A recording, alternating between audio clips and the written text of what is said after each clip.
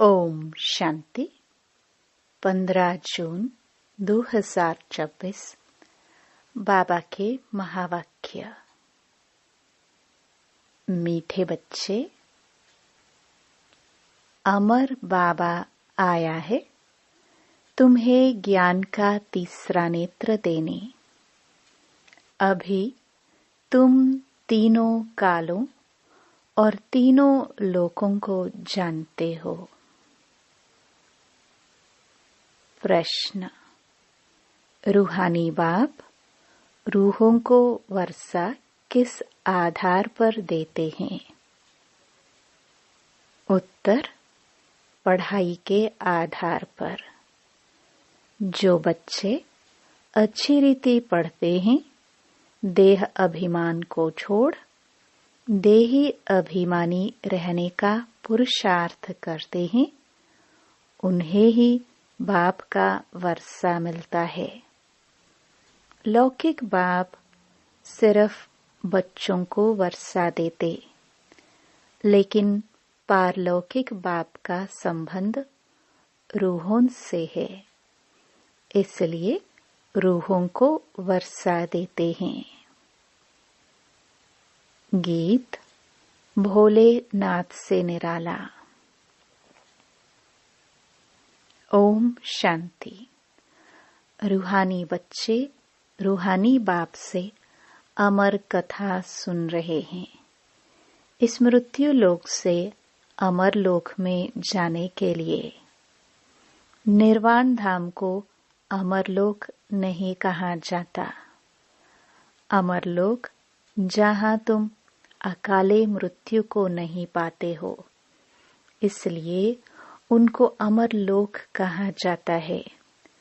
रूहानी बाप जिसको अमरनाथ कहा जाता है, जरूर अमर लोक में ले जाने के लिए मृत्यु लोक में कथा सुनाएंगे। 3 कथाएं भारत में ही मशहूर है।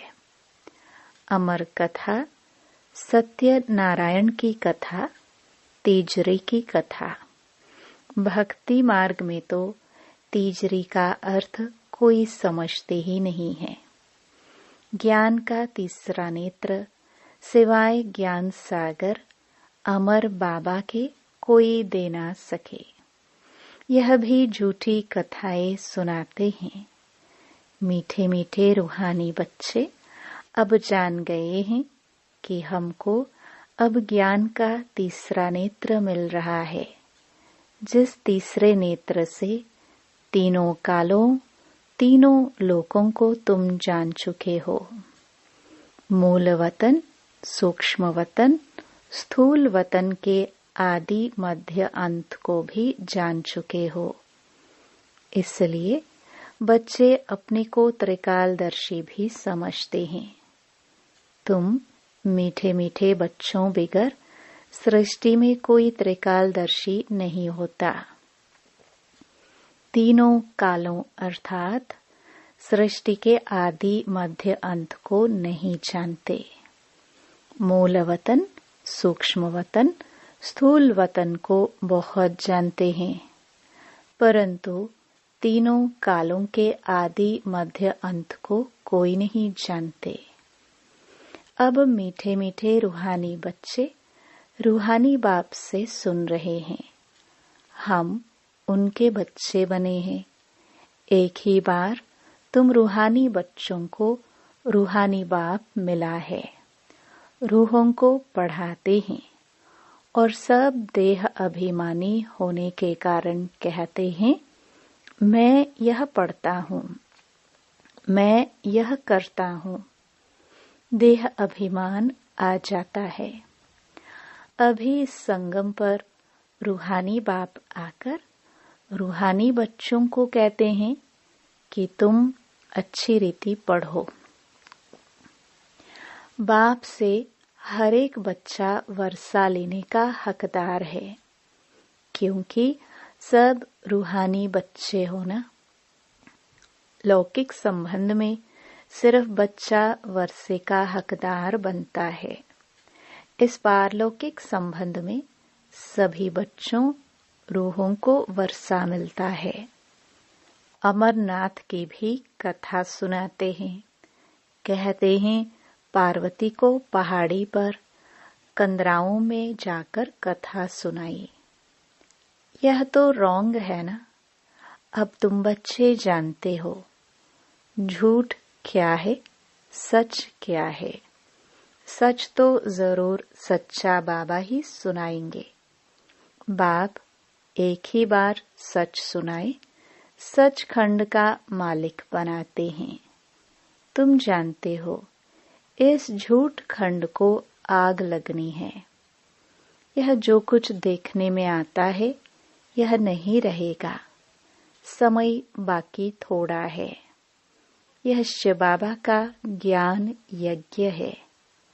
जैसे लौकिक संबंध में भी बाप यज्ञ रचते हैं।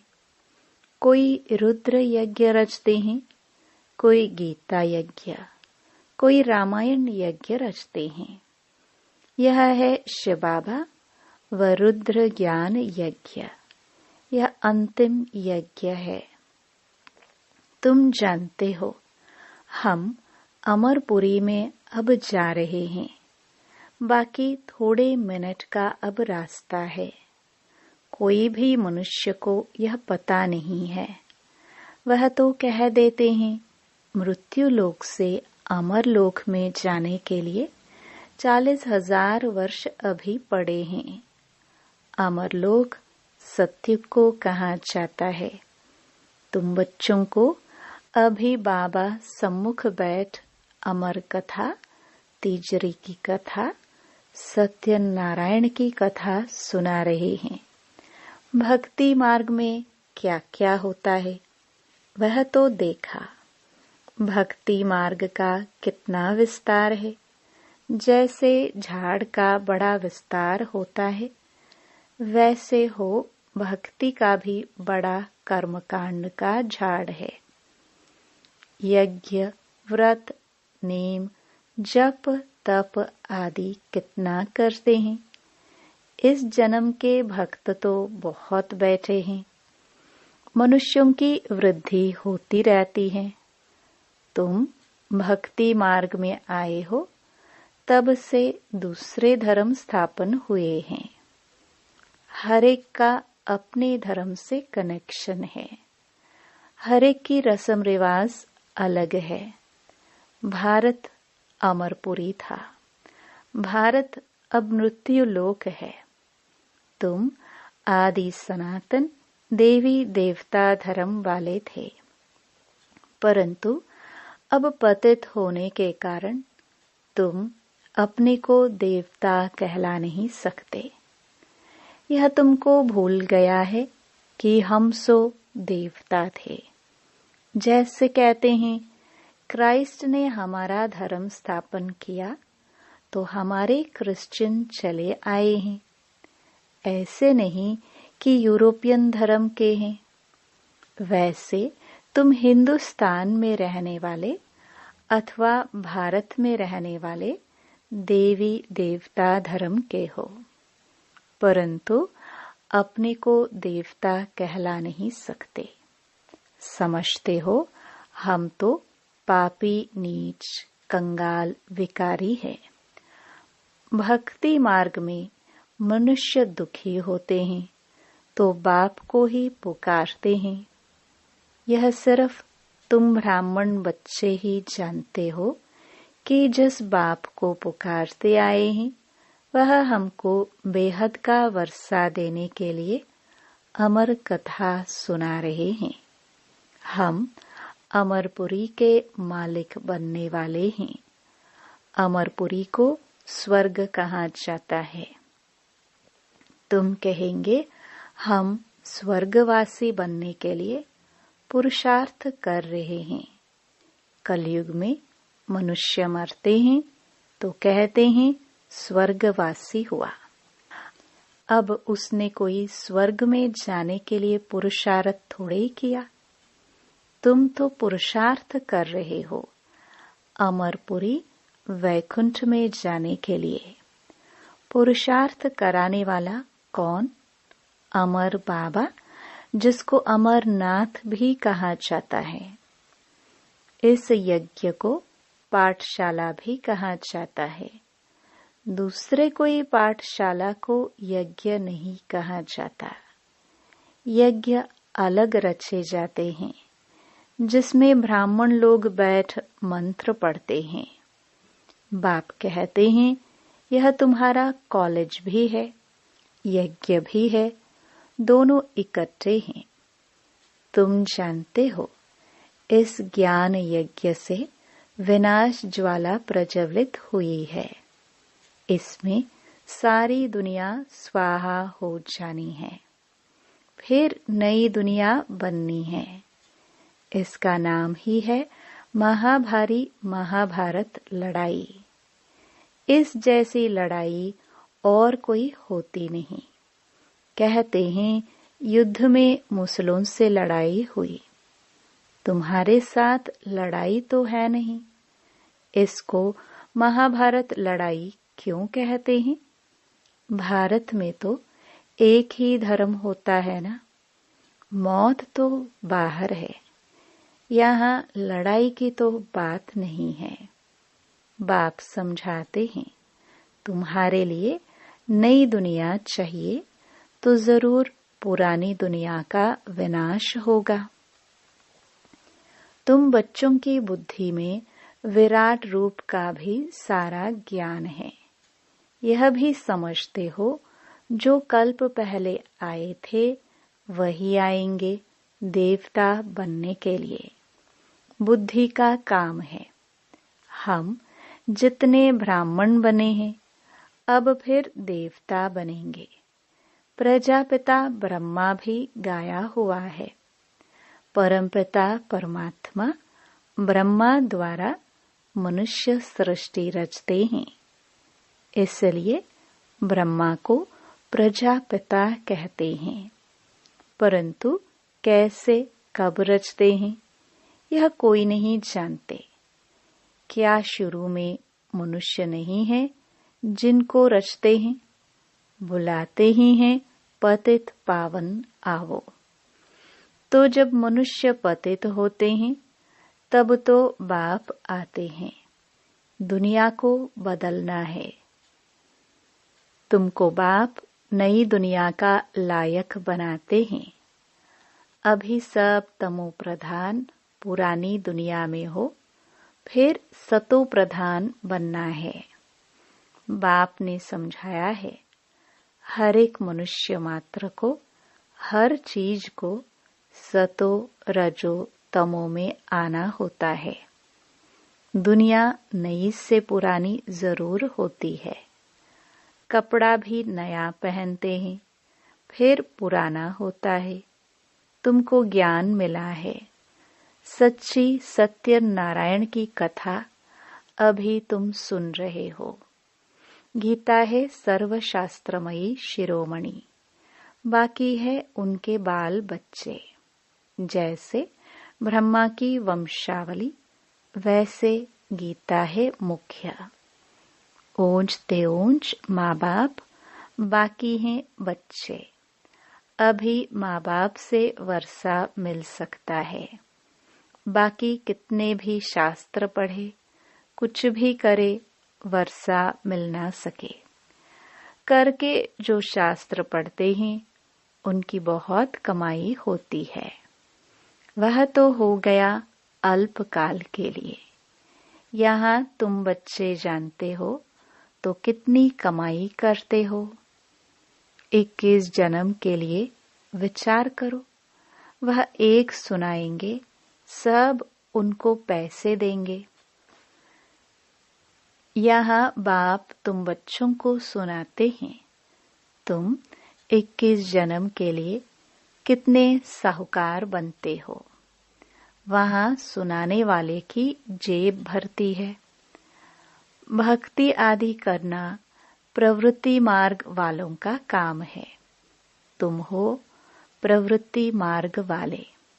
तुम जानते हो, स्वर्ग लोक में हम पूज्य थे, नहीं तो 84 जन्मों का हिसाब कहाँ से आए। यह है रूहानी ज्ञान जो सुप्रीम रूह ज्ञान सागर से मिलता है। पतित पावन बाप ही सबके सद्गति दाता है। हम बच्चों को अमर कथा सुना रहे हैं। जन्म जन्मांतर झूठी कथा सुनते आए हो। अब सच्ची कथा सुनकर तुम 16 कला संपूर्ण बनते हो। चंद्रमा को 16 कला संपूर्ण कहा जाता है, सूर्य के लिए नहीं कहते हैं। तुम जानते हो हम आत्माएं भविष्य में सर्वगुण संपन्न 16 कला संपूर्ण बनेंगे। फिर आधा कल्प के बाद उन्हों में खाद पड़ जाती है। अभी तुम समझते हो हम फिर से सर्वगुण संपन्न 16 कला संपन्न 100 देवता फिर से बन रहे हैं। हम आत्माएं पहले अपने घर जाएंगे, फिर हम शरीर धारण कर 100 देवता बनेंगे, फिर चंद्रवंशी घराने में आएंगे। 84 जन्मों का हिसाब किताब चाहिए। किस युग में, किस वर्ष में कितने जन्म हुए। बाप ने 84 जन्मों की सच्ची सच्ची कथा अब सुनाई है। तुम बच्चों को कहेंगे तुम भारतवासी 84 जन्म लेते हो। अपने को एक तो ब्राह्मण समझना पड़े। मम्मा बाबा कहते हो ना, वर्षा शिव बाबा से लेते हो। ब्रह्मा बाबा द्वारा ब्रह्मा भी उनका हो गया। ब्रह्मा से वर्षा मिल न सके, यह भी भाई हो गया। यह शरीरधारी है ना। तुम सब बच्चे वर्षा उनसे लेते हो, इन ब्रह्मा से नहीं। जिससे वर्षा नहीं पाना है उनको याद नहीं करना है, एक शिव बाबा को ही याद करना है। उनको ही कहते हैं तुम मात पिता हम बालक तेरे। तुम इनके पास आते हो तो बुद्धि में रहता है हम शिव बाबा के पास जाते हैं। याद शिव बाबा को ही करना है। आत्मा बिंदी है, उसमें 84 जन्मों का पाठ नोंधा हुआ है।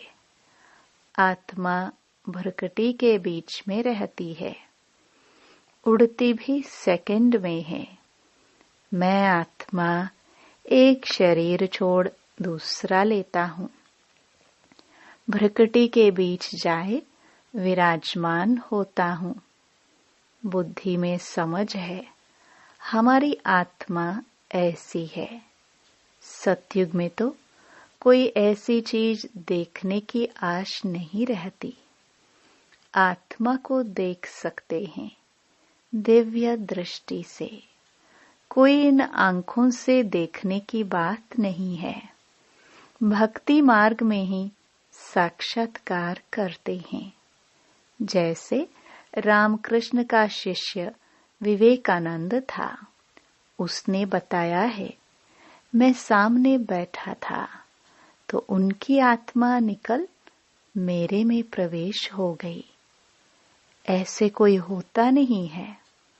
आत्मा कैसे एक शरीर छोड़ दूसरे में प्रवेश करती है, ये सब बातें तुम बच्चों को समझाई जाती हैं। अभी तुम समझते हो हम अमरलोक में जाने के लिए पुरुषार्थ कर रहे हैं। अमरलोक में हम जन्म लेंगे, वहां हम गर्भ महल में होंगे। यहाँ तो गर्भ जेल में बहुत त्राही त्राही करते हैं। अब आधा कल्प के लिए बाबा तुमको सब दुखों से छुड़ाते हैं, तो कितना प्यार से ऐसे बाप को याद करना चाहिए। अच्छा, मीठे मीठे सिखिलदे बच्चों प्रति माता पिता बाप दादा का याद प्यार और गुड मॉर्निंग। रूहानी बाप की रूहानी बच्चों को नमस्ते। धारणा के लिए मुख्य सार। पहला, स्वयं को रूह समझ रूहानी बाप से पढ़कर पूरा वर्षा लेना है। सचखंड का मालिक बनने के लिए सच्ची कथा सुननी और सुनानी है। दूसरा, जिस बाप से बेहद का वर्षा मिलता है उसे ही याद करना है, किसी देहधारी को नहीं। इस पुरानी दुनिया को आग लगनी है, इसलिए इसे देखते भी नहीं देखना है। वरदान। साइलेंस की शक्ति द्वारा अपने रजिस्टर को साफ करने वाले लोकप्रिय प्रभु प्रिय भव। जैसे साइंस ने ऐसी इन्वेंशन की है जो लिखा हुआ सब मिट जाए, मालूम न पड़े। ऐसे आप साइलेंस की शक्ति से अपने रजिस्टर को रोज साफ करो तो प्रभु प्रिय व दैवी लोकप्रिय बन जाएंगे। सच्चाई सफाई को सभी पसंद करते हैं, इसलिए एक दिन के किए हुए व्यर्थ संकल्प व व्यर्थ कर्म की दूसरे दिन लीक भी न रहे। बीती को बीती कर फुल स्टॉप लगा दो तो रजिस्टर साफ रहेगा और साहिब राजी हो जाएगा। स्लोगन। व्यर्थ संकल्प करना व दूसरों के व्यर्थ संकल्प चलाने के निमित्त बनना, यह भी अपवित्रता है। ये अव्यक्त इशारे। सदा हर्षित रहने के लिए अपनी नेचर को सरल बनाओ, सहनशील बनो। मन, वाणी, कर्म में सरलता और सहनशीलता, यह दोनों आवश्यक है। अगर सरलता है, सहनशीलता नहीं तो भी श्रेष्ठ नहीं। सरलता के साथ सहनशीलता है तो शक्ति स्वरूप कहा जाता है। शक्तियों के चित्रों में सरलता और सहनशीलता दोनों ही गुण दिखाते हैं। अभी के रिजल्ट में कहाँ सहनशीलता अधिक है, कहाँ सरलता अधिक है। अब इन दोनों को समान बनाओ। ओम शांति।